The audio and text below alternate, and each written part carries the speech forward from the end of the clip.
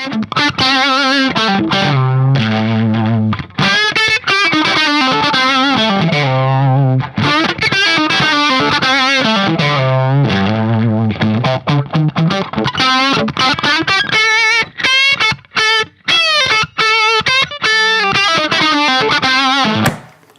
is my trusty 4x12 Marshall cab, and it was bought in 2002 for the princely sum of 50 quid from the cash generator in Stockport. Stockport used to be really good for cash generators and cash converters. It was part of a grand plan to get me a valve amp for my 17th birthday and Christmas combined, and this was the first part of the jigsaw. A big 4x12 cabinet to go with a 100-watt Marshall head. I know, it was too loud, and my father warned me and said, "That's going to be too loud, that." And I said, no. It says in Total Guitar magazine that you need at least 100 watts. A Marshall Super Bass was bought from Sound Control in Manchester, that's called PMT these days, and that was 250 quid. A 1975 Super Bass. You could basically get it up to about 1 on the volume knob, and then the sound engineer would say, "Could you turn that down please, mate?" This cabinet was bought the week before Christmas, and the Marshall head was bought a couple of days before my birthday in January. And when we got the Marshall cab home, we found that 2 of the speakers weren't working inside, so we put 2 new Celestion greenbacks in it. And I recently asked my dad, "How much did them Celestion greenbacks cost you that you put in the Marshall cab back in 2002? And he's unaware of the prices these days, and he says, "The same price as they are now, 20-30 quid. I had to inform him that now they go for at least 120 to 130 quid for a Celestion greenback. Beam me back to the early noughties when musical equipment was cheap. One of my favourite tones is a Fender Champion through this 4x12. It gets you right close to that Malcolm Young kind of tone.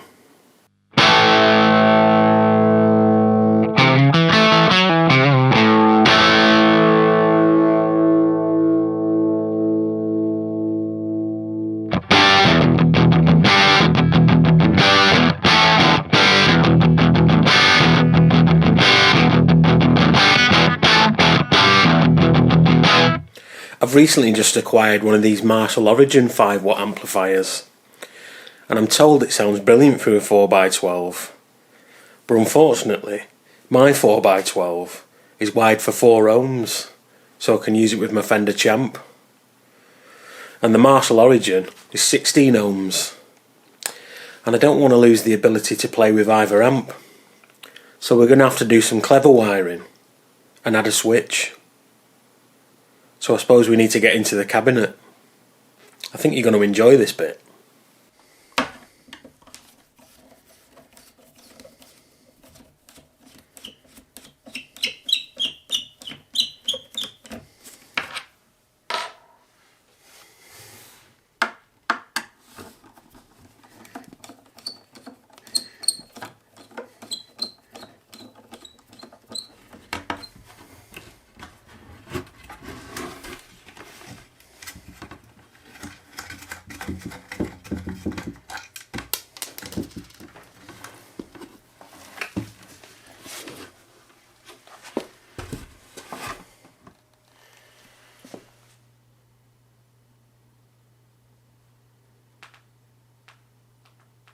What?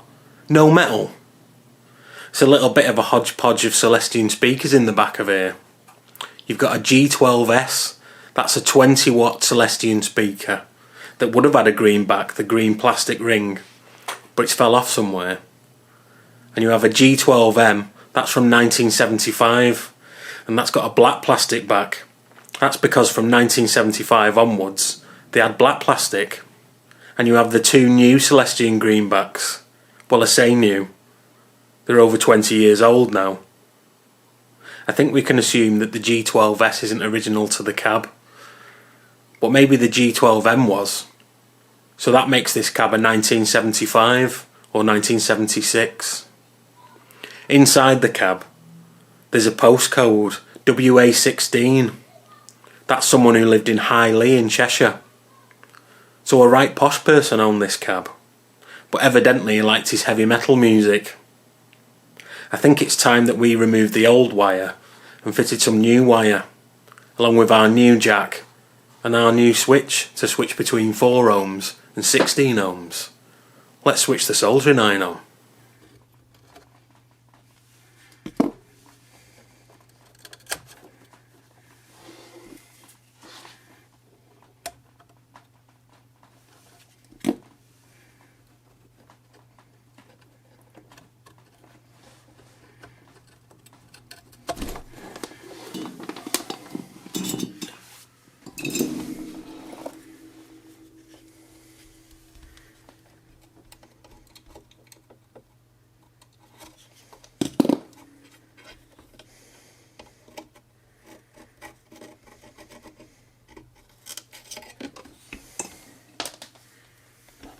There's 3 different ways that you can wire up your speakers, providing you have more than one.